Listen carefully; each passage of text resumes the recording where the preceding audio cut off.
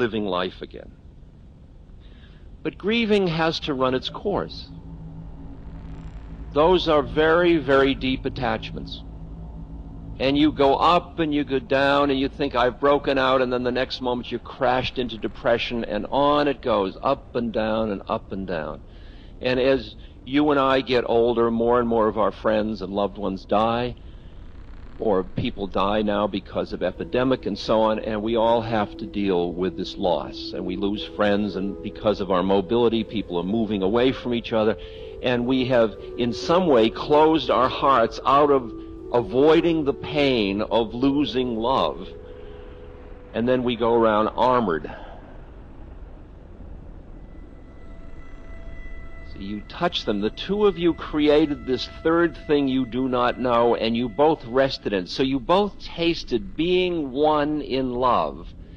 But then what you're missing is the other person. It's like in a triangle. You're missing one of the bases, and you can't get to the center because you only got there through the relationship between the two of you getting to the top. But one moment after you have grieved and gone up and down and told how you're done with it and then crashed and all of that melodrama, there'll come a moment where you might be watching a sunset or sitting quietly, and you will suddenly taste the fact that the love that you had with that person is still there. And at that moment, you will start to make the break between the vehicle for coming into the love and the essence, or the method and the essence. And then you will realize that what truly connected you to that person at the deepest level was that quality of identity in the quality of love. Ramana Maharshi, when he was dying of cancer, and his devotees were crying, they loved him so much, and they kept crying, "Don't leave us, oh Bhagwan, don't leave us." And he said, "Don't be silly. Where could I go? Where could I go?" So seeing those levels of love and the nature of relationship, we see that relationship goes from a path in which there is incredible need because we are hungry ghosts in need of love. And as the path works and we start to come into love, we start to rest in it, and then relationship becomes a celebration. It no longer is needful. It's the play of form. It's the play of form. It's a whole different ballgame. Is that coming through? Can you hear that, Ishi? So in the sense of devotional yoga, the statement, God is love, means that you move through love into love. The interesting thing about the quality of the heart as opposed to the quality of the mind, and this is a polarity that is just a metaphor to play with. The quality of the mind is that it discriminates this from that. It thinks about things. It has objects. The quality of the heart is it keeps being boundless. It keeps embracing everything into itself. It doesn't discriminate even itself from other. It just embraces. That quality of compassion is where you're one with everything. It arises out of that feeling. But our hearts are very frightening to us because we were developed as separate beings. And we got so addicted to our separateness that we get frightened of the way in which the heart keeps giving it away.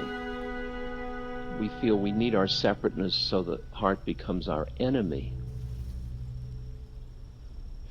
I want to talk just a little bit about some of the difficulties of the path of relationship, of which poetry books are full.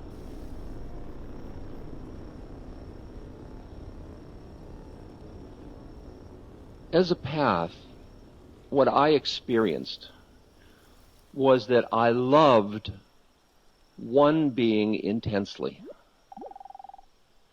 What opened me to the love of that being was that that being loved me. And loved me so unconditionally that I felt safe to love in return.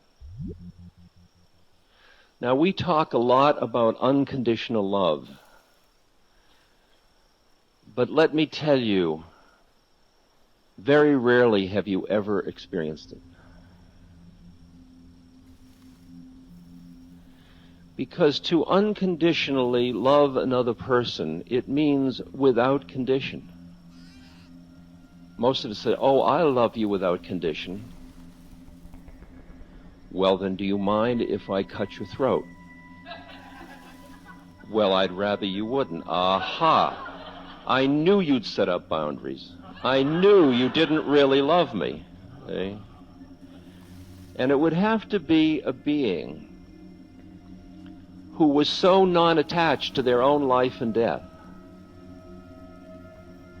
that their love wouldn't flicker, no matter what you did.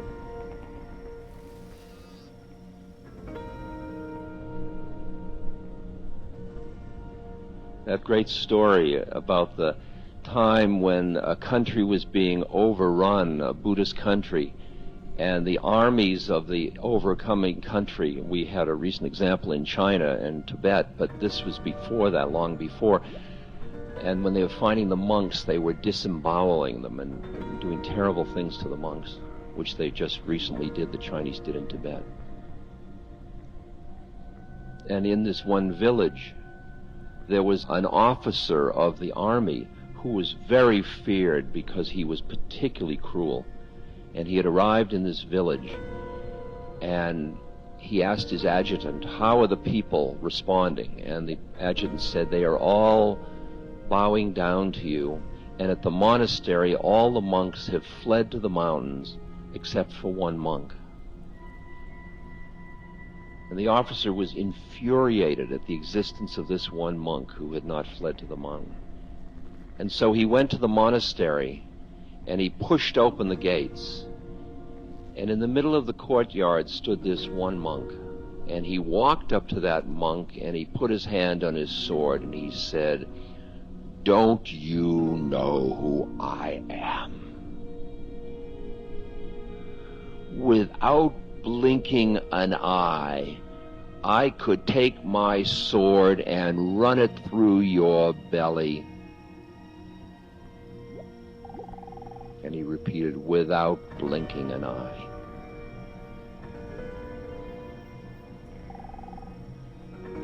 And don't you know who I am? Said the monk. I could have your sword run through my belly without blinking an eye. That's unconditional love. You ready? The next time you say, I love you unconditionally, you just think about it. Just think about it. And when I met my guru, I really felt loved unconditionally. And what happened was, I opened, and then I became very attached to his form, and to being near him, and to looking at him, and to touching him, and to bringing him gifts, and breakfast in bed, whatever. Just like you do with your beloved. You want them to be happy as long as it includes you. Well, I'll be happiest with somebody else. Oh, wonderful, because I love you so much. See about unconditional love? See how quickly it gets you?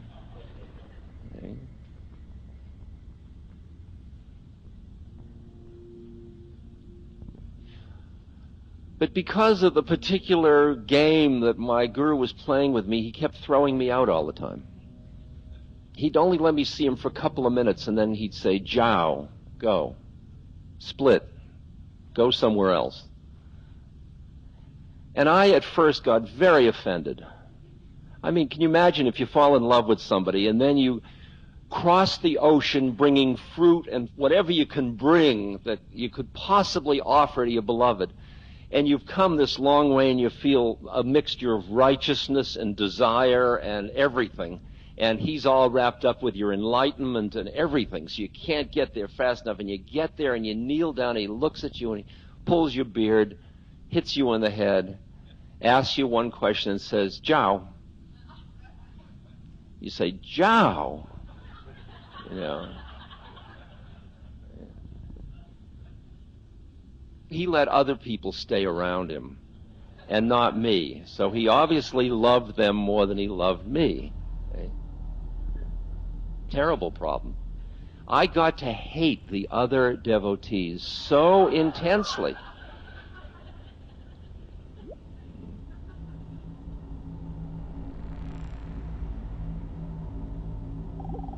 But then he took me through this trip, and I'm just going to take you through because it's so delicious as a teaching. Even if you've heard it, think of how many times I've heard it.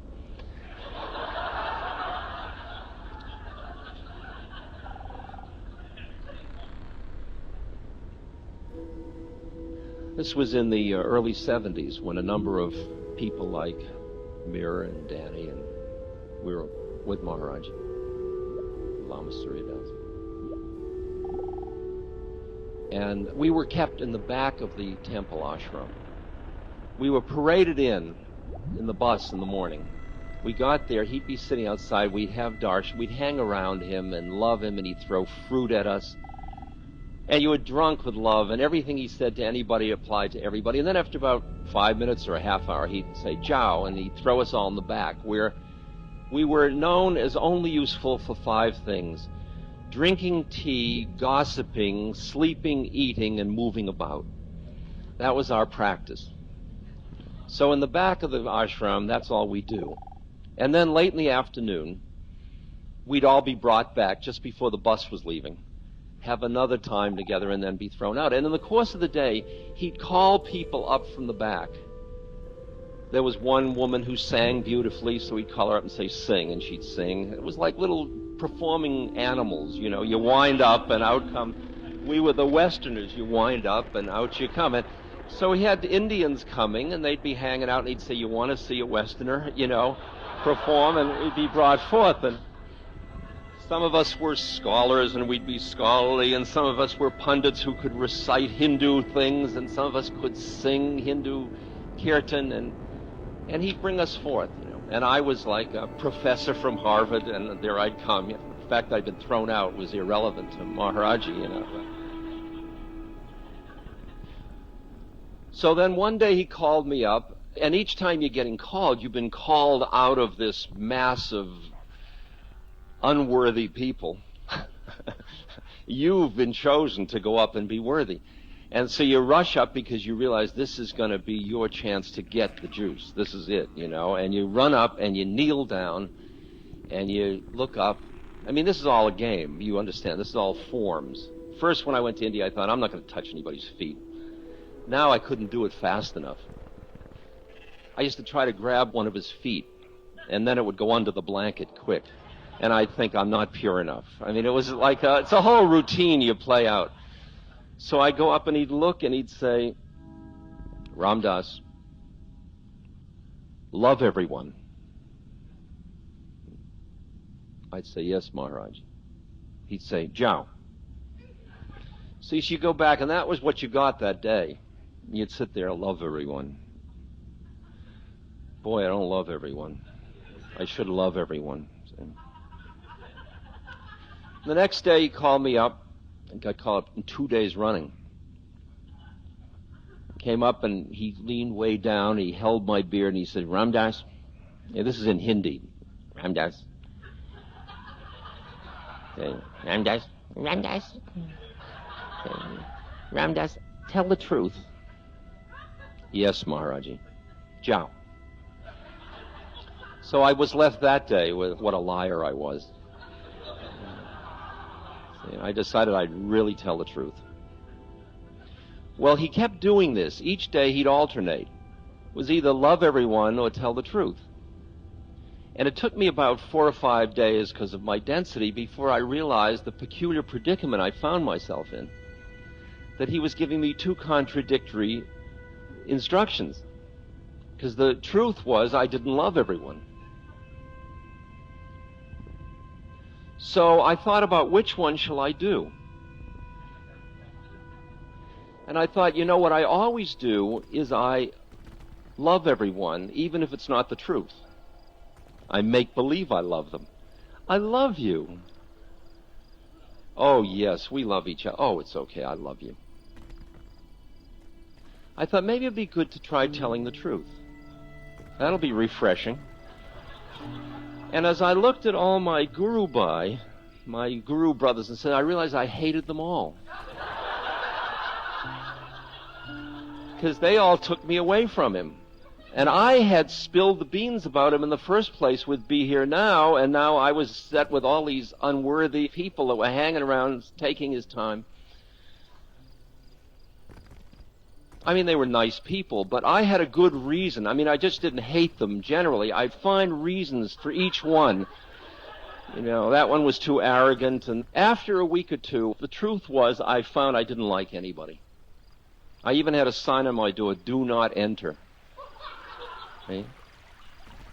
Now, at the same time, I was doing another sadhana, another practice, which was that Maharaji said Ram Dass should not touch money.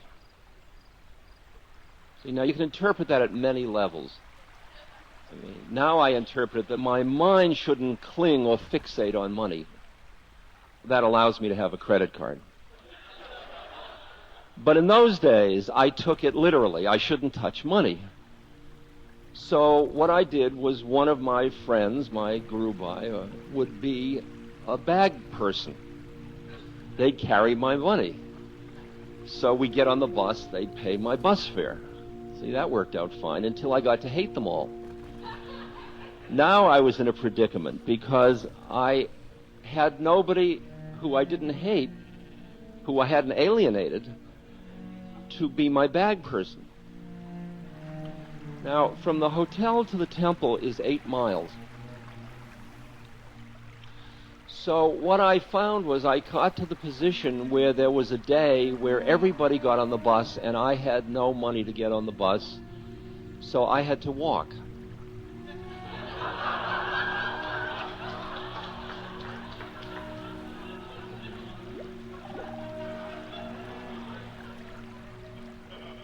All the way to the temple, I walked knowing what fun they were all having at the temple.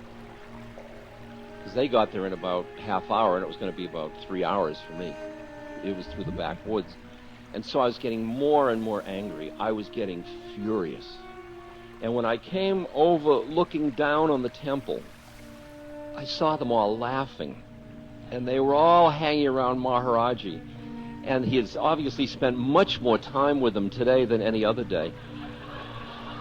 And I was full of loathing and hatred, and I hated myself and felt so impure to even walk into the temple.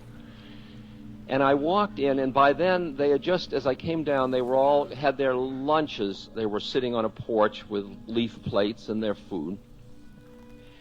And I came in, and they might have been talking about me, I don't know, but one of the people who I especially despised came up with a leaf plate of food and offered it to me.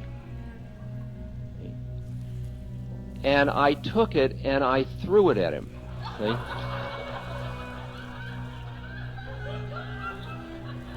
I remember the moment very clearly. I mean, I was oh, ha, ha, ha, ha, ha, ha. And I heard Maharaji from across the courtyard. Ram Dass! Ram Dass! Ram Dass! And I looked over at him, and at that moment, I hated him too, right?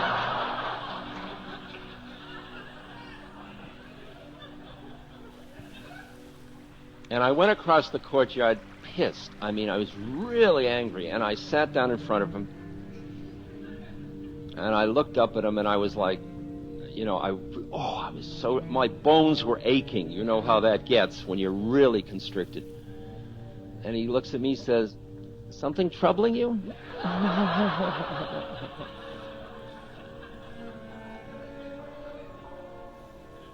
I said, "Yeah." "Yeah, yeah, yeah, what is it?" I said, I hate all of them.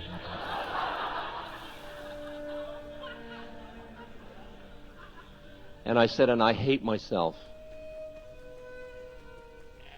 And he said, do you love me?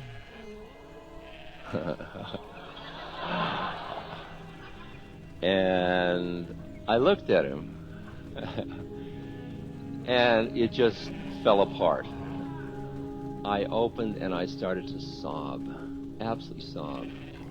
I said, I love you. I was sobbing, and he went and he sent for milk, and he was pouring milk down my throat, and he was patting me on the head.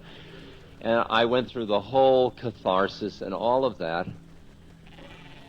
And then he came up to me, kind of nose to nose. He leaned over on his tucket, and he said, I told you to love everyone. I said, but you told me to tell the truth. And the truth is, I don't love everyone. And he leaned forward and he said to me, Ram Dass, love everyone and tell the truth.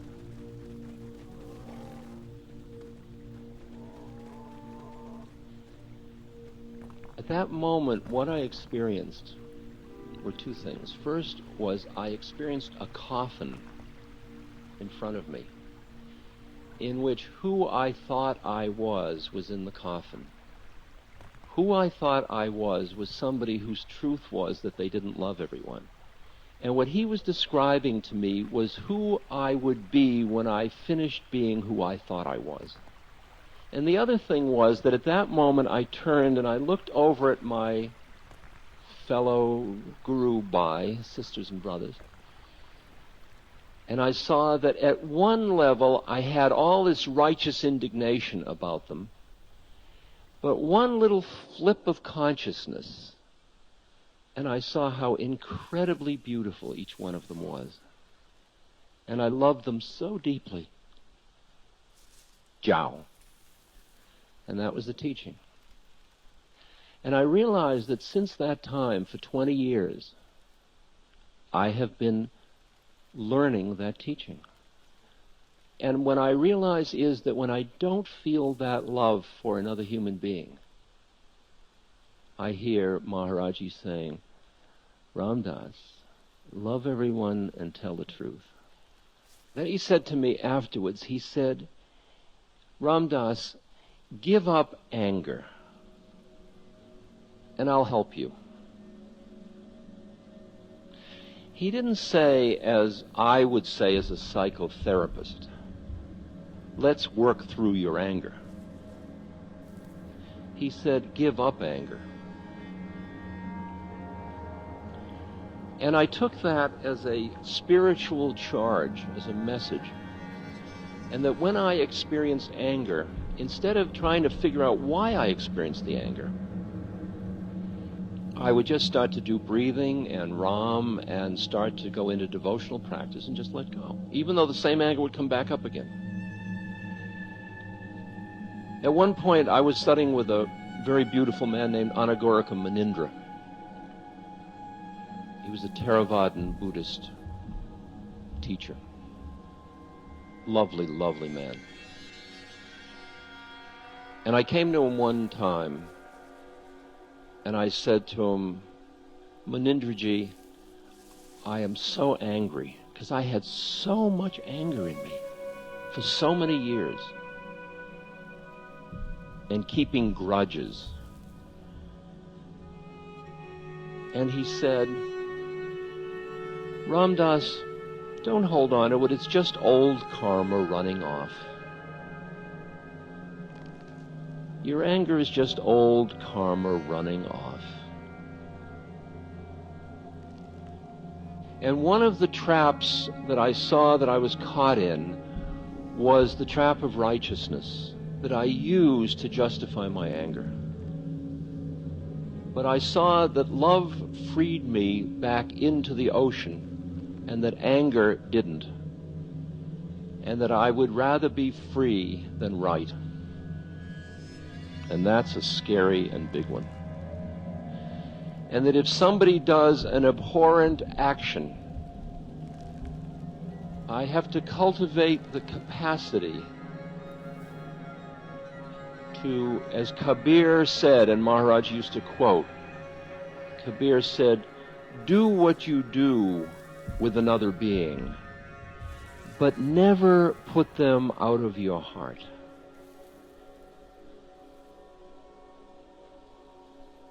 Do what you do with another being, but never put them out of your heart.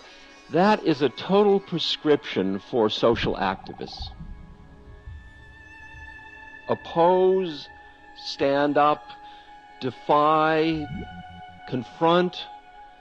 Do what you do with another person. You stop their action. You may have to imprison that person so that they don't hurt other people. You do what you must do, but you do it without closing your heart. And I don't mean the fraudulent, oh, I didn't close my heart. I mean really. The quality of do what you do, but do it always in the presence of the beloved. There is an incredible poem by Thich Nhat Hanh, very beautiful Vietnamese monk. Do not say that I'll depart tomorrow, because even today I still arrive. Look at me. I arrive in every second to be a bud on a spring branch, to be a tiny bird whose wings are still fragile, to be a caterpillar in the heart of a flower, to be a jewel hiding itself in a stone.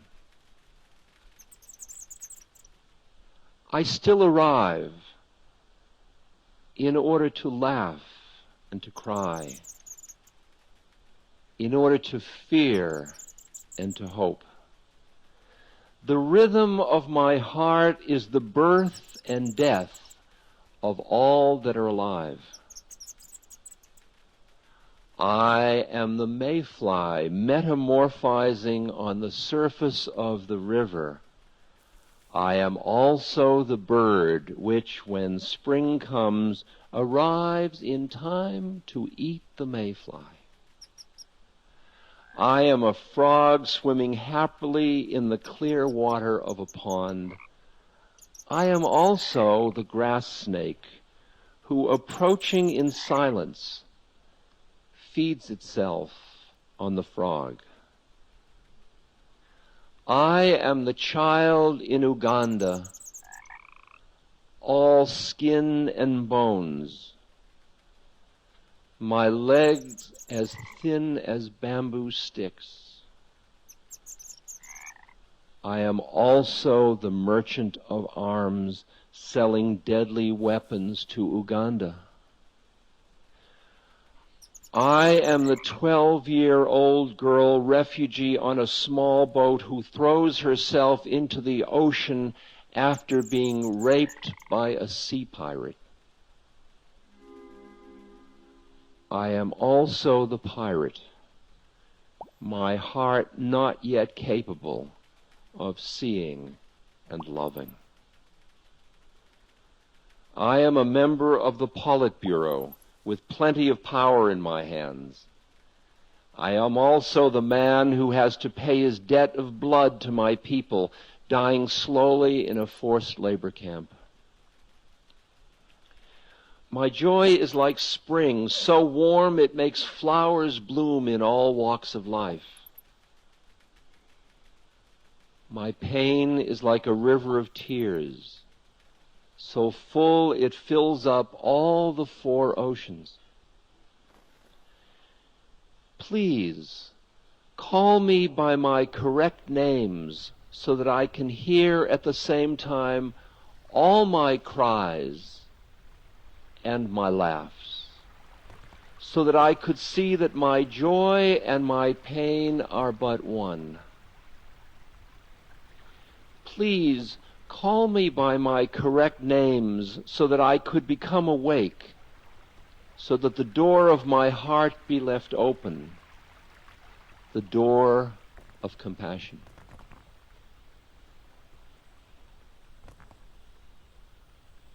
Who is it that you don't love? Who is it that your heart closes to? Yourself? Someone else? The practice is clear. You start a practice.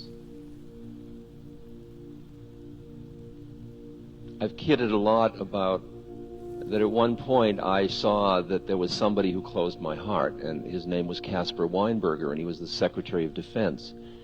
And I didn't like what he was doing, and I didn't like him. I thought he was a righteous jerk.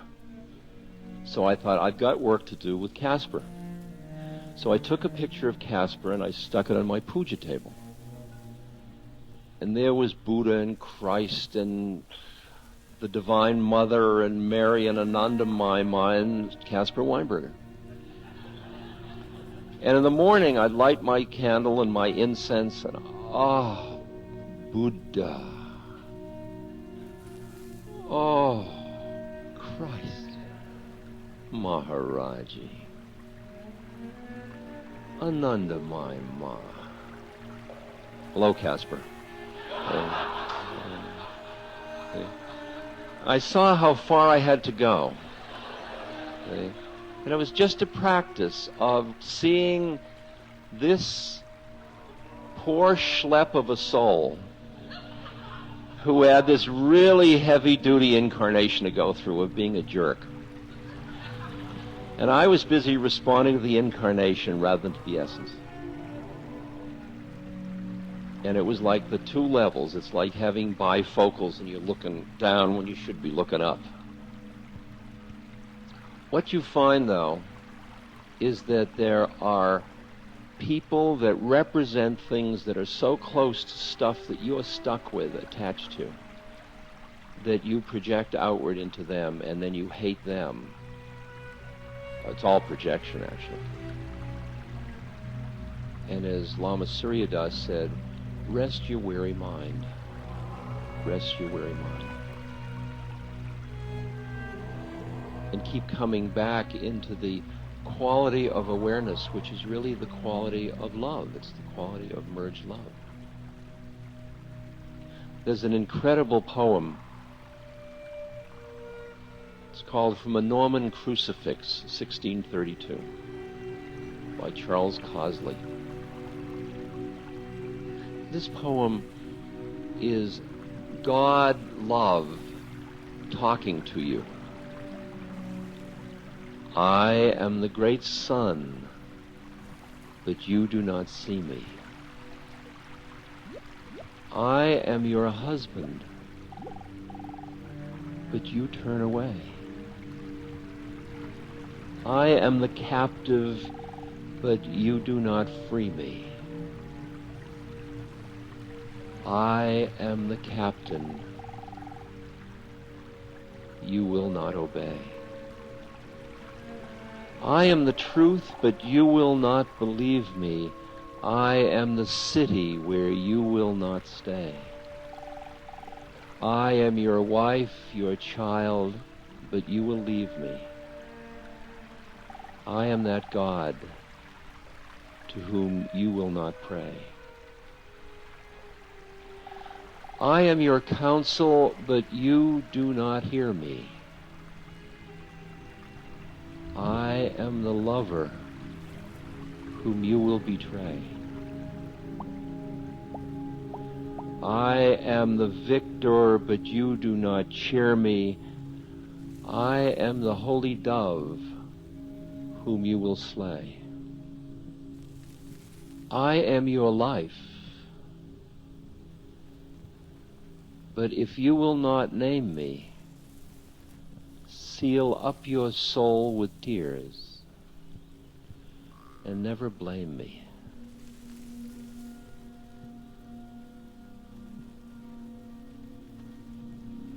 The process, we grow up, we become separate, we get caught in our separateness, We are hungry for the coming back into love of the merging place, the namaste place, the place where when you're in yours and I'm in mine, we are in love together. We are in a place where your heart-mind and my heart-mind remain always inseparable. We get hungry and we finally break out through one technique or another, through loving somebody, perhaps your baby or your parent or your cat or somebody safe, somebody abstract, or a Christ or a Maharaji or somebody, and you open, and it feels so good to be in love. And in the path of devotion, you get so addicted to that experience of the intimacy between the lover and the beloved that you keep being drawn into the singing and the stories and the images and the remembrance of, and you're just thinking about it and tuning all the time just to stay in that intimate, loving relationship with that which you love. And then there's this little shift where you start to ask the question, what isn't God? And then you start to look at all the different faces and aspects and watch your heart close around judgment. And then you practice opening it and looking and loving this as a manifestation of the beloved. Something that is the way the beloved is taking form. And then the love starts to get vast. And then it starts to get more impersonal. This is a quote from Anandamayi Ma. Great, great saint. Incredible, incredible being. You all love this body so much that you often come to see me, unmindful of the long distance that many of you have to travel. Yet it is true that this body has no relationship with any of you except the kinship of the Atma, meaning the source, the truth, the love, which this body enjoys equally not only with each of you, but even with all trees, creepers, and foliage around, as well as with rocks, mountains, and everything else.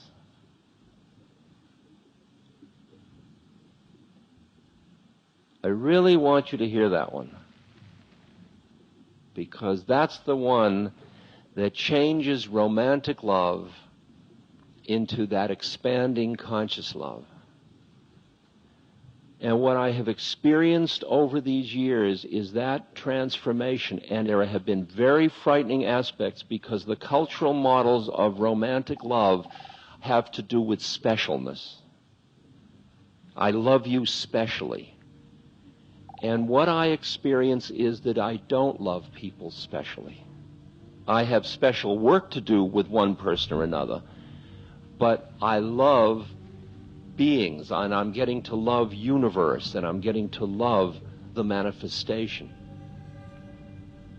And it's interesting because people keep wanting you to love them specially. And I don't feel it anymore.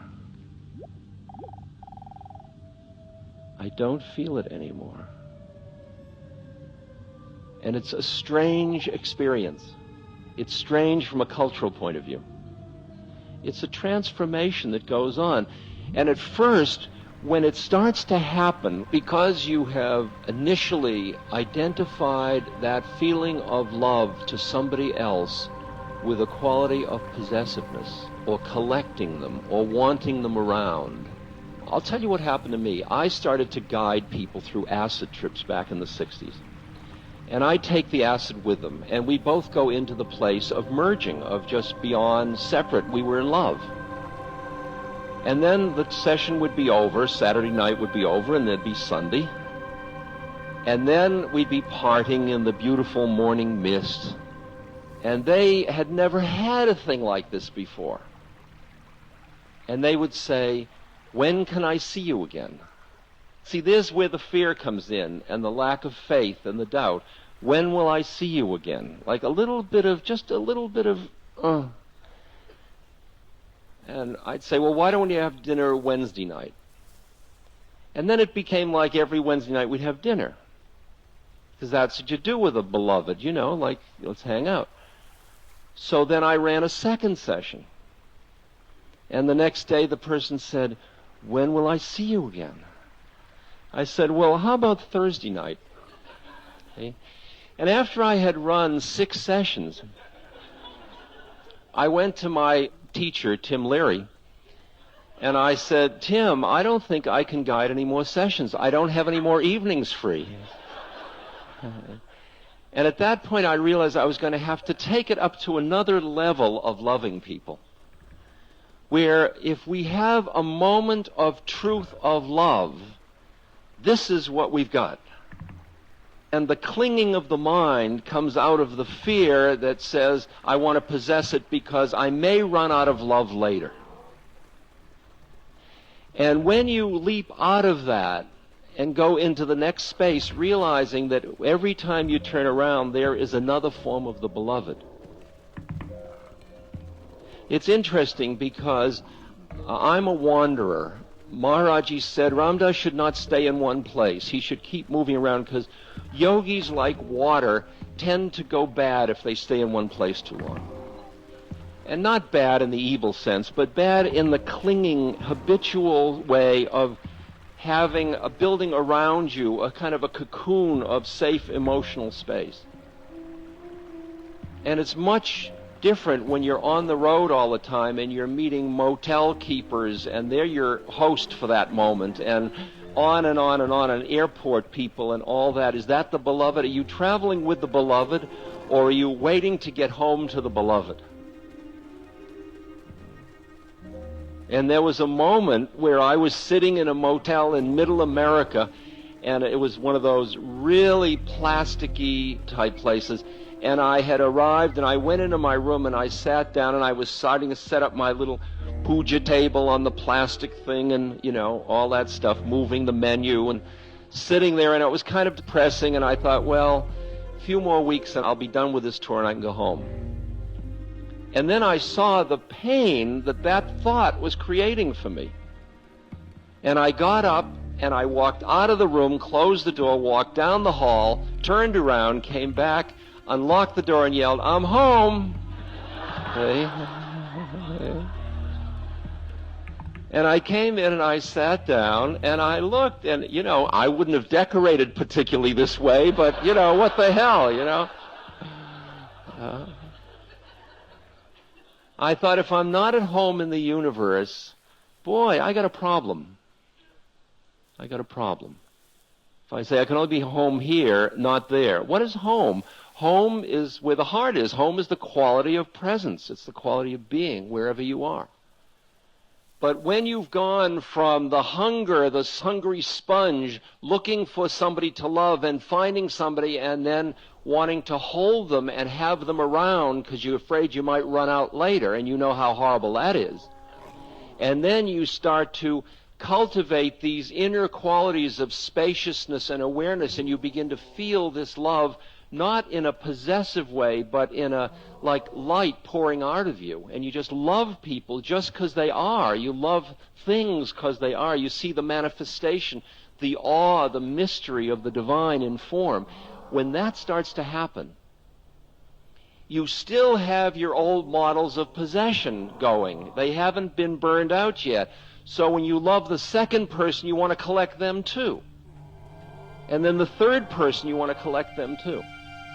I usually kid about my story is that you fall in love with somebody and you nest, and you collect feathers and build a nest and straw and drapes and stuff. And then you need to go to the supermarket and you get yogurt and beer, and you're at the checkout counter And you look into the eyes of the person at the checkout counter, and the thing happens again, because the eyes are the windows of the soul. And you're in love, because now you're starting to function from this place. When you're in this place, everybody you look at is your lover. When you are in love, you see love where you look. So you look, but your old model is, I got to collect this. My God, this is great. We are in love, and it's the checkout person. Okay? So the question is, have you considered a ménage à trois? Are you opposed to open marriages, you know? But then what's going to happen? You walk down the street and you look, and there's another one. And the politics get so complicated. And you realize you've got to graduate from a deprivation model to an abundance model. And I don't mean that in the kind of cheesy way it's often used. It's abundant so I can have it. It's abundant because you are it. That as you become love, you get to the point where you walk down the street and somebody comes and it is the most beautiful thing again that you have ever seen again. And you look and you look and you appreciate and you love, and your eyes may meet and you both recognize the love, and you don't have to do anything about it. So you go through from come live with me to let's have coffee together to would you give me your number to how about a calling card to a wink to are you experiencing what I'm experiencing? Wasn't this great? Fantastic. Or God is love, or and then you're just looking at your beloved. And it's nothing special to be in love. It's nothing special. It's very ordinary. How alien that is in this culture to think that being in love with the universe is ordinary. It's ordinary. This has been a lot. Just take all these words back into the silence behind the words.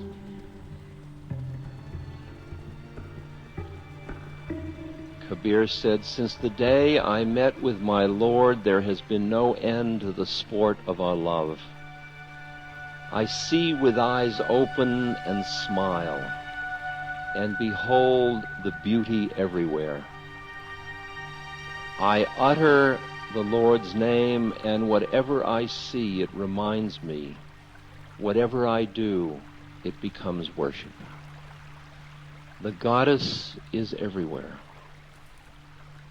Anybody you have ever touched in true love, that love still is present. Where can it go?"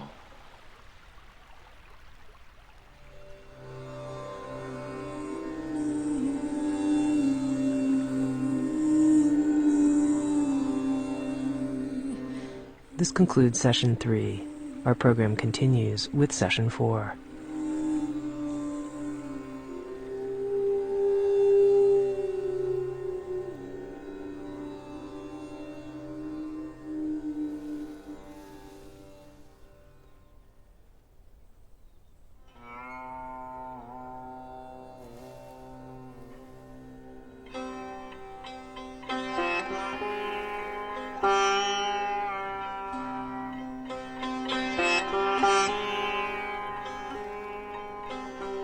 Sounds True presents Experiments in Truth, Session 4, Travels in India and Beyond, Part 1 with Ram Dass, a historic talk recorded live at the annual meeting of the Association of Humanistic Psychology in Silver Springs, Maryland, in August of 1969, one of Ram Dass's classic early teachings directly upon his return to the United States from his travels in India.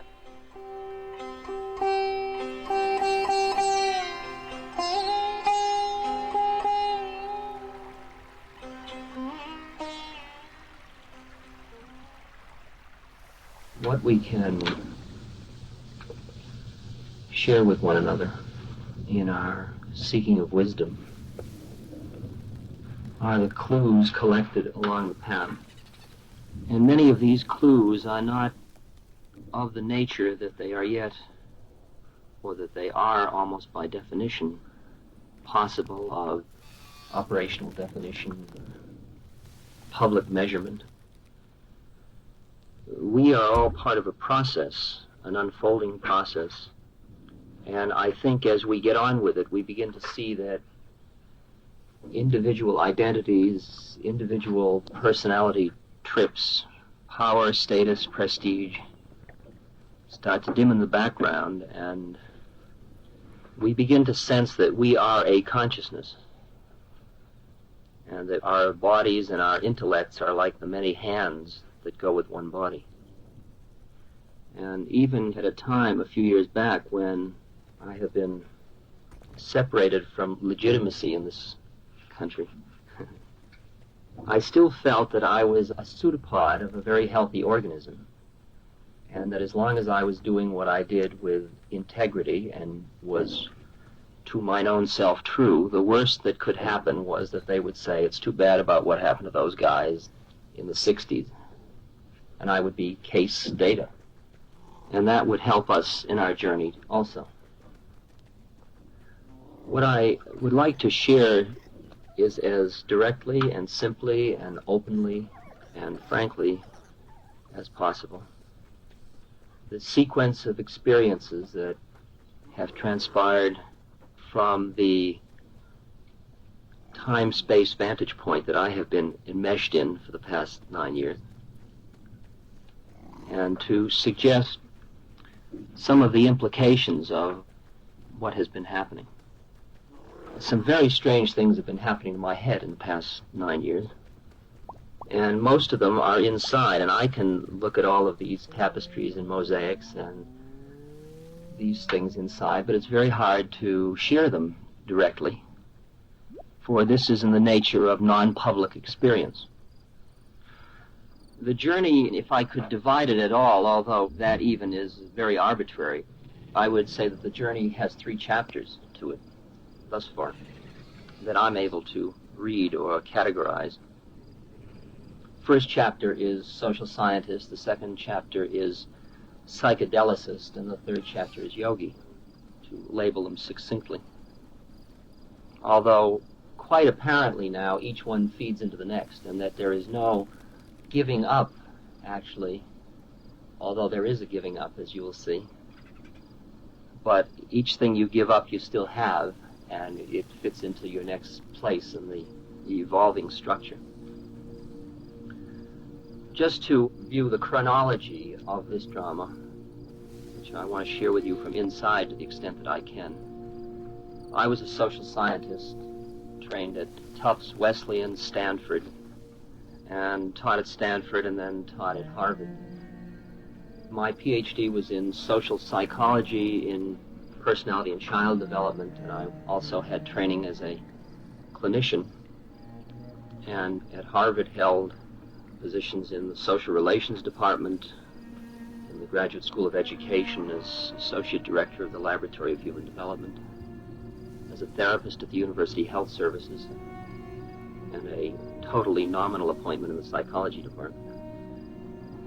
In 1961, I started work with the psychedelics with Timothy Leary, and that is the second chapter. And that chapter went from 1961 until 1967, although I didn't stay with Timothy all that time. And that will unfold what happened during that venture.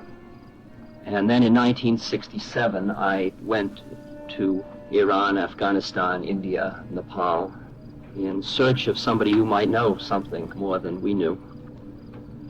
Whatever prerequisites were necessary for finding it, in some way or other I had fulfilled, because I was extraordinarily, in the West we'd say blessed, in the East I would say I had good karma. Whatever it was, I found what I was looking for. And that has started the next chapter and put everything that happened up until then into context. And after only a year in India, which is a short time to be coming on so strong as a yogi, I came back to America, and I'll tell you why I came back and what that's about. And I will be here now until September 1970, when I will be allowed to return to India, and I will explain what allowed means. Now, my predicament as a social scientist, to be totally straight with you, first of all, I was not basically a scholar. I was out of a Jewish high-achieving tradition and very anxiety-ridden. I had been through 5 years of psychoanalysis. Every time I lectured would get extraordinary diarrhea and tension, and lecturing 5 days a week made it quite a complex problem to keep my stomach operating. But whatever it was that drove me so hard that despite the fact that I was a very mediocre student, in fact could never get into Harvard no matter how hard I tried, even using all my father's political influence, I finally found myself on the faculty of good universities, quote, good universities.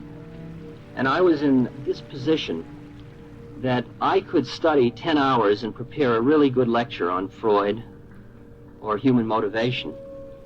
But it was all as if it were behind a wall. It was theoretical.